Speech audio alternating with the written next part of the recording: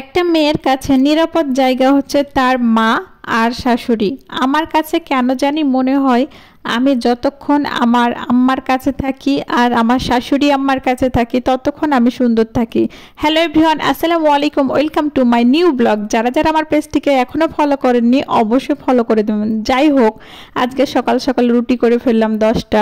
ছোট ছোট রুটি বানাই আমি, আবার বড় রুটি বানাতে পারি না, কিন্তু কি আর করার। যাই হোক, যা পেরেছি তাই করি। আস্তে আস্তে বড় হব যত তত ভালোভাবে শিখবো।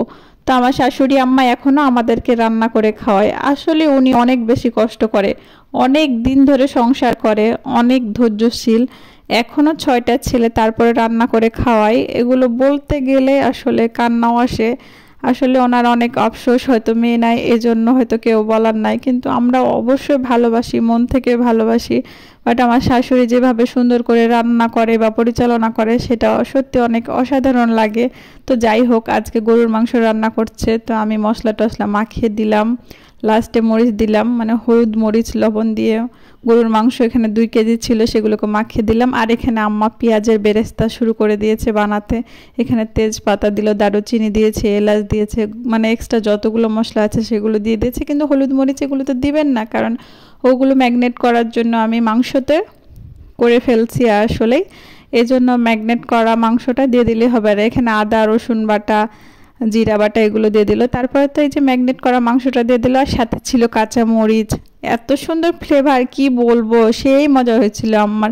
আম্মার মাংস রান্না আমার এত ভালো লাগে। আম্মা কষিয়ে কষিয়ে রান্না করে দেন, মাটির চুলা অনেকক্ষণ রেখে দেয়। আর এখানে একটা বিড়াল এসেছিল, সব সময় শুধু বিরক্ত করে, অন্যের বাড়ির বিড়াল আমাদেরকে বিরক্ত করে। আর এখানে তো আলু ভাজি বানা ছিল, এই জন্য আম্মা দিয়ে দিল, মানে বাঘার দিয়ে আর কি আলু ভাজি করে ফেললো। দেখেন ফাইনালি কত সুন্দর। আর আমার মাটির চুলার রান্না তো বেশ মজাই লাগে। আর মাংস কষিয়ে কষিয়ে আবার আমাকে বললো এটা খাও মৌসুমি, তো উঠিয়ে রাখলো আম্মা। তো আমি আবার একটা ছোট চড়ো পেয়েছিলাম, তো খেয়ে ফেললাম। দেন মাংস কষানো শেষ, পানি দিয়ে দিল। তারপরে তো ভাত রান্না করছে আম্মা, কিন্তু পানি দিয়ে চাল দেয় না একসাথে। আম্মা এত চিকন, সেগুলো পানি রাখবে, তারপরে একটু একটু করে চাল দিয়ে রান্না করবে। তো ফাইনালি দেখেন কত টপ টপ করে পানিগুলো ফুটে গেছে। খুবই সুন্দর রান্না, আসলে মজা লেগেছে। রসাগুলো যখন ফুটছে তখন খুব মজা লাগছে। ফাইনালি আমরা দুপুরে এখন খেতে বসে যাব, এই জন্য মাংস উঠিয়ে আনলাম আর সবার প্লেটে প্লেটে ভাত উঠিয়ে নিয়েছি। দেন এখন আলু ভাজিগুলো দিয়ে দেব সবাইকে এক সম পরিমাণ আর কি, 1 চামচ করে আমি আলু ভাজি দিচ্ছি। দেন গরুর মাংস শুধুমাত্র দিব। গরুর মাংস আর আলু ভাজি খেতে অনেক মজা লাগে। চাঁপাইনবাবগঞ্জে বেশিরভাগ মানুষ আলু ভাজি বানায় আর গরুর মাংস রান্না করে। তো আজকে যেহেতু ফ্রাইডে ছিল, গরুর মাংস রান্না করলো। আর এই যে দেখেন আমার দেবর লেবু চিপে চিপে খাচ্ছে, লেবু কেটে আনলো। আমার আম্মা মানে শাশুড়ি আম্মাই লেবু কেটে আনলো। তারপরে তো আমিও খেতে বসে গেলাম, যে সেও খাচ্ছে, আমার ভাইও খাচ্ছে, আমিও খেয়ে ফেলি। তো আমরা সবাই একসাথে খাই। তো আজকের মতো এ পর্যন্ত। ভালো থাকবেন, সুস্থ থাকবেন, আল্লাহ হাফেজ, আসসালামু আলাইকুম।